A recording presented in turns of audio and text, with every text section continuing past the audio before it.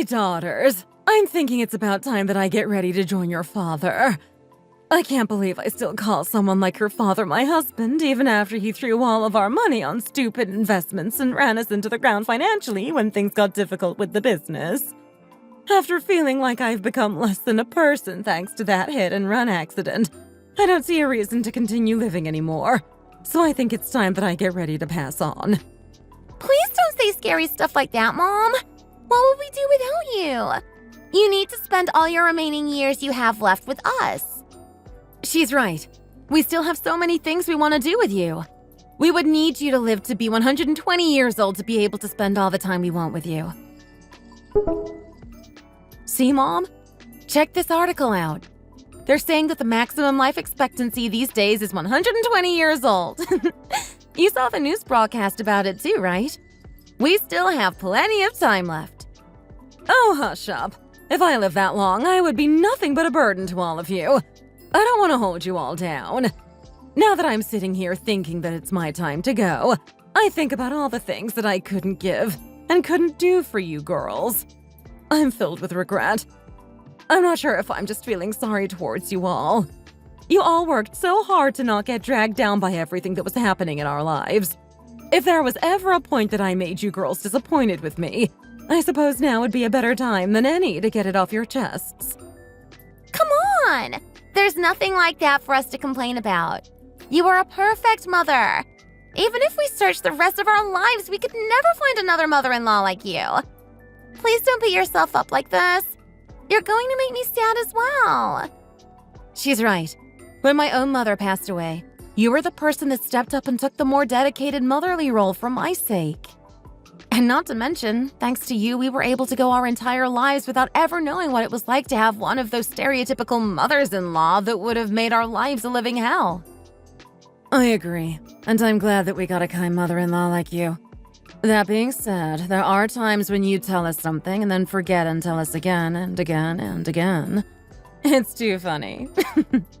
It's not a bad trait by any means, but I know some people have told me stories about how you nearly talk them to death on a few occasions.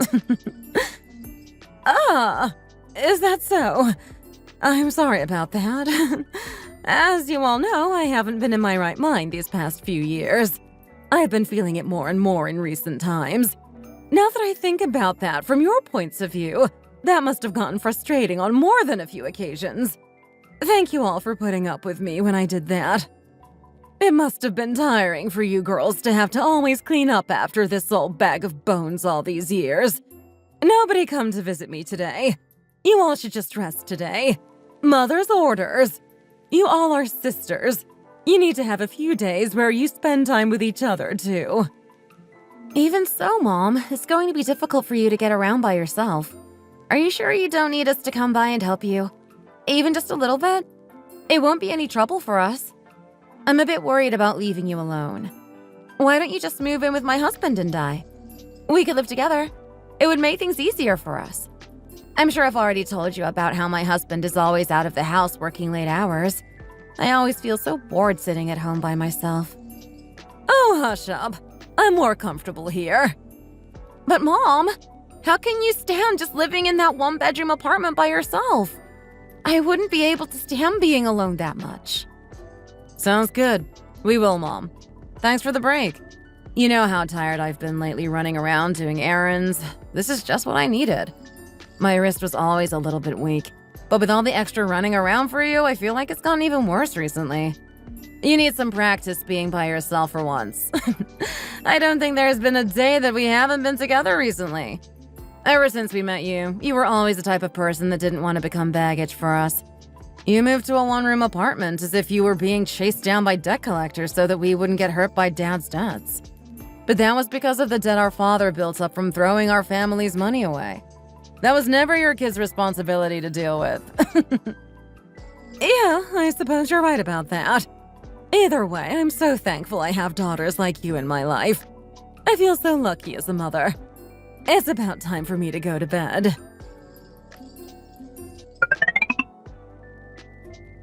Taylor, why are you acting like this? I don't get it. Do you understand how shocked I was? How could you talk to her like that? Why would you be shocked? What could I have done to you to warrant that kind of response? Are you really asking me because you don't know? There are things you can say and things that you can't.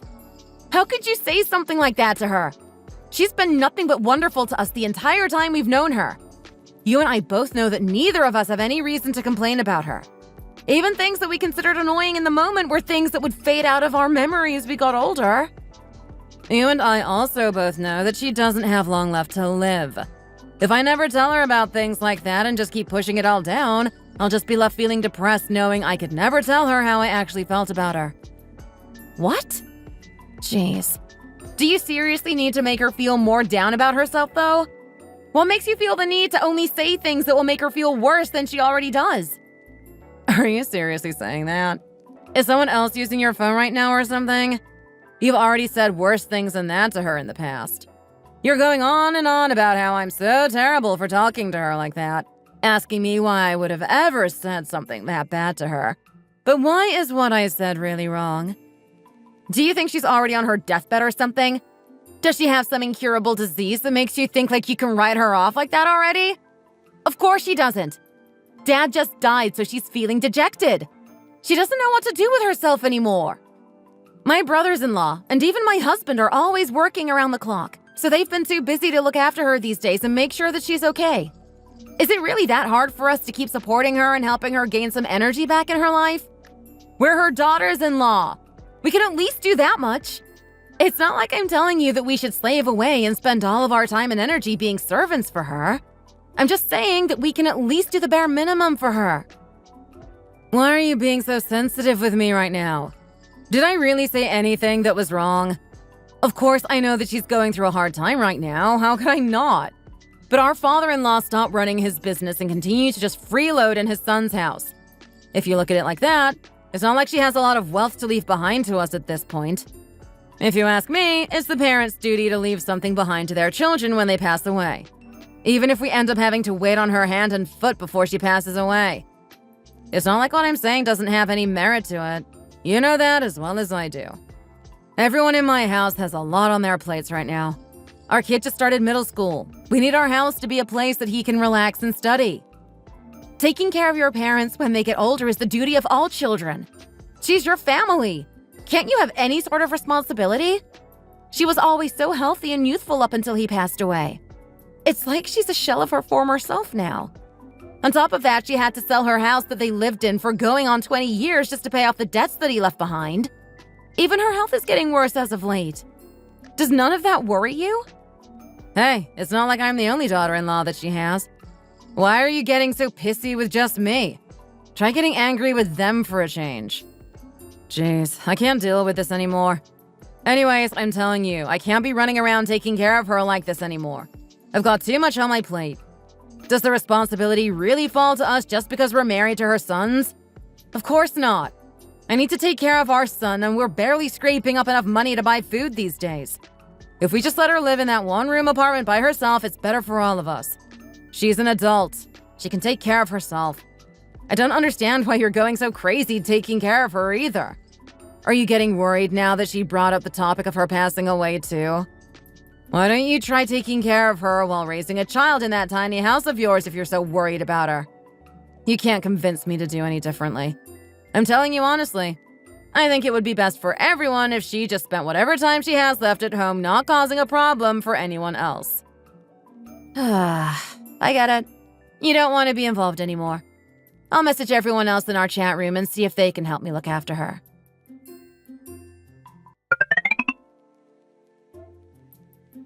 Hey, are you asleep? If not, there's something I'd like to discuss with you really quick. If you're going to ask me to help look after Mom, save your breath. I'm not interested. Taylor is the oldest of us three. Shouldn't she be the one to take care of her in the first place? Why would I get involved? So you're going to act like this too? What's with that attitude all of a sudden? Do you think I'm trying to become the family's favorite daughter-in-law? I already have enough going on in my life. If you want me to start helping out, she would have had to at least have some inheritance to give us when she dies. But she doesn't have anything she could possibly give. Isn't that right? Why would I lift a finger to help? I'm not going to do something just purely out of the kindness of my heart. Even if I did somehow want to help. Doesn't Taylor have the biggest house out of all of us? Why shouldn't she move in with her instead? I'm surprised that you feel that way. Weren't you always close with her back in the day? Being close with her and spending my time and energy waiting on her are two different things. It's easy to be cordial with someone. All I did was chat with her, hang out for a little bit whenever she stopped by. Why would I bring her into my house? Could you imagine how tiring that would be for me? It's not like I'd even earn anything for my troubles by doing so either. I'm not telling you to be her sole caretaker. I would also help out when I can. I just can't do this by myself. After talking with you two, it seems pretty obvious that I'll be the one that ends up helping her out full time. But as I'm sure you're aware, we're still making payments on our house, and it isn't very big to begin with. So I'm worried that she'll be uncomfortable if I move her here. I'll feel even more terrible if she's more cooped up than she would be at the apartment she's already in. Then tell her to just keep living in that one room. Problem solved. That apartment isn't as small as you're making it out to be. It has plenty of room for a person living by themselves. Why are you in such a hurry to move her out of it so quickly? I'm going to give you a tip that will serve you well to remember. Life is give and take. Even if someone is your family, there are a lot of things that can't be accomplished with feelings alone. This is one of those times. It would be different if she was useful and planned to leave us some inheritance. I would even understand why you're trying so hard to suck up to her in her old age. That one-room apartment is too small for her to live in? Since when did you develop such high standards about where people should live? She's right. Mom's fine as is, so we don't plan on helping her. You realize that the situation she's in is also something that she needs to take responsibility for, right? When I get to her age, I'm going to use my retirement money to invest. Why would she start a business that had no future in the first place? It's her fault she ended up like this. Tusk. Have you all forgotten what kind of state she's in? Even just moving around is uncomfortable for her these days. She spent her whole life working for her family, and now her knees are worn down to nothing. But that all being said, you're going to stick to the opinion that that tiny room, which is no bigger than a closet, is good for her? Understood. I hear you guys loud and clear. Even if all I'm hearing is a bunch of childish nonsense. I'll stand by her side even until she does pass. I'll make sure that she never feels alone, even with children like you. You're really something, aren't you? There really is a lot of childish nonsense in this chat. I can't stand to listen to you spew it anymore. I heard somewhere that if your brain is lacking, your body has to try twice as hard to keep up. I feel so sorry for you. It must be tiring. That's enough. Our gracious sister here has agreed to clean up the garbage that we don't want to. We should be happy.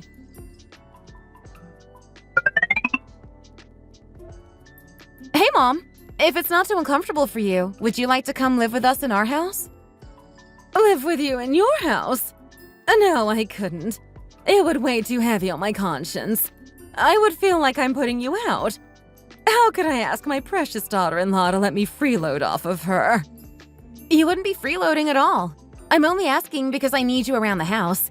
This is more of a favor for me more than anything.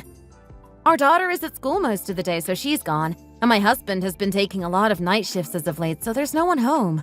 I'm bored out of my mind with no one to talk to these days. Come live with us and be my talking buddy. Please? You're so sweet. I know that you're just saying a lot of this out of worry for how I'm doing, but I'm okay with living by myself in this apartment. Come on, don't be like that, Mom. I told you already I'm asking you because I need you here. Just hurry up and move over here already. You know how much our daughter adores you. You must have felt so sorry for me all this time. To think that I would end up with such a kind and beautiful daughter like you. If you really think that highly of me, then please move here ASAP. Get your deposit feedback from them and use it for whatever you need to. What need will I have for money when I'm already 1 foot in the grave? You and your husband take it. Use it for your Jenny's tuition when she heads off to college. Oh, please, stop talking about giving us money all the time. We don't need anything from you. I'm already happy just thinking about you coming to live with us. I'll come by sometime this week to help you pack all of your things. All right, I understand. Gosh, I consider myself a pretty stubborn person, but I can never win when it comes to you.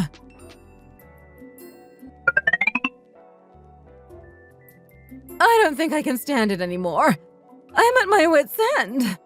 I always feel out of breath. My hands and feet are always shaking, and sometimes I even see ghosts. I want to tell you before I start going in and out of consciousness. Where are you? Are you okay? Is something wrong?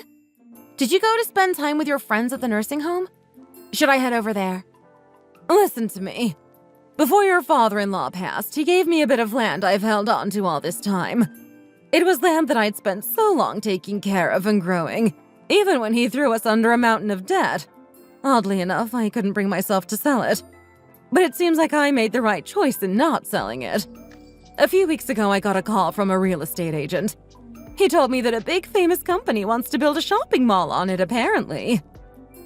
Mom, why are you telling me all this? You're acting like someone that's dying. If you die, who am I going to hang out with? Please, you can't leave us just yet. You'll have Will and Jenny long after I'm gone. I should have passed away that day you reached out and told me to come live with you. I'm sorry that you've had to work so hard taking care of me while I stubbornly held on all this time.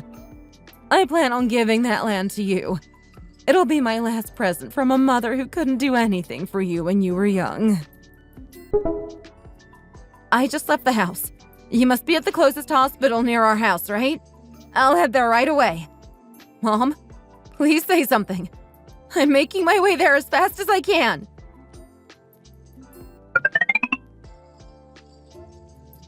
Is this Sandra's daughter-in-law? Yes. Who is this? Good afternoon. I'm the rescue worker that found Sandra and took her to the hospital. I see. Thank you for reaching out. Is my mother okay? I'm worried about her. Your mother-in-law has passed away. She fell in the street and wasn't doing well when we found her. The man that found her reported it to us. We put her on the stretcher as soon as we could. Then she suddenly used what little energy she had left and sent a message to you. She passed away immediately after. How could she use that last moment to do something as foolish as gifting us land? Where do I need to go? Please let me know as soon as possible. Lenox Hill Hospital, 100 E 77th Street, New York. Here, ma'am. Thank you so much.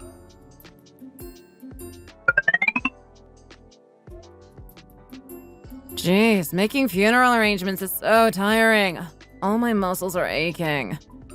Even so, all things considered, this was probably the best way for her to go out. Falling over in the street is much better than getting hit by a car. Imagine how much extra work we would have had to do if that was the case. She would have been found long before that. What kind of horrible luck would she have had to have for that to happen? I'm just saying. Either way, thanks for taking care of her all these years, I guess. It must have been hard to find the motivation when all she could have given you were the remaining crumbs of her savings deposit. That's what I'm saying. If it weren't for you, we would have had to take care of her ourselves. Imagine how tiring that would have been. It seems like you both are committed to spouting nonsense until the very end, even when I went out of my way to not hear it anymore. She left all of it to me before she left. You both must understand why she expressly told me not to share it with either of you, right? It seems like you don't know.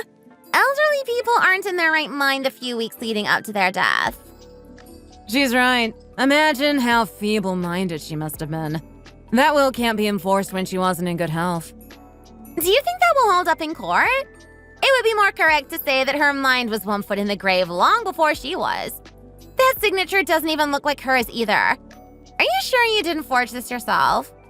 I'm sure you and your husband got together and increased her medication to force her into making this while she was drugged up. We should really report this. Feeble-minded? Are you sure this isn't just how you two want to see her? She got this test 3 months before passing away. There was nothing odd in her results, and the Alzheimer's screening also showed absolutely nothing. She wrote this will ahead of time, so give that argument your best shot in court if you want to. She even went as far as to record it like this to make sure the likes of you two couldn't touch it. Should I call the lawyer and see if he agrees too? Sir, I know that you're busy, so I'll keep my questions short. The land that my mother-in-law gifted to me. My sisters-in-law are trying to cause a fuss and say that the will is invalid due to her not being in her right state of mind. Is that something I should be worried about? No. Your mother-in-law made sure to iron out anything that could potentially cause an issue with the process before she passed away. She conclusively died of old age. She also had no record of any sort of illness or Alzheimer's, so her mental state was completely fine at the time of writing this will. To put it in layman's terms, she made sure to draft the document immediately following a thorough health examination by her care provider. Your sisters-in-law have no legal authority over any of the inheritance listed in her will. Do you guys get it now? This rude witch! She has no manners at all! Don't you know that property typically goes to the oldest sibling once their parents die? Hand it over while we're still being nice. You don't want to find out what happens when I find you. Are you sure it's a good idea to openly threaten her while a lawyer is closely watching everything you say? I'll make sure to record the details of this conversation immediately in case you need to pursue legal compensation. You two officially have no legal right over anything she does with this land. I suggest you both be on your way. You both should have been better to her while she was alive. She spent all of those years doing her best for both of you. Jeez, what a waste. Does that woman never close her mouth?